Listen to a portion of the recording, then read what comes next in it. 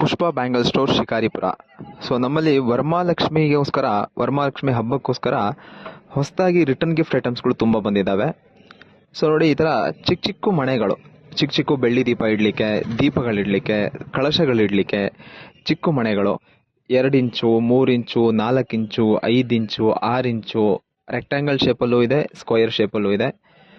ತುಂಬ ಚೆನ್ನಾಗಿದೆ ಕ್ವಾಲಿಟಿ ಮಾತ್ರ. ಫುಲ್ ಹೆವಿ ಐಟಮ್ ಇರೋದು, ಪೂರ್ತಿ ವುಡ್ ಐಟಮು, ಹಾಳಾಗೋದಿಲ್ಲ. ಪ್ರೀಮಿಯಂ ಕ್ವಾಲಿಟಿ ಐಟಮ್ ಇದೆ.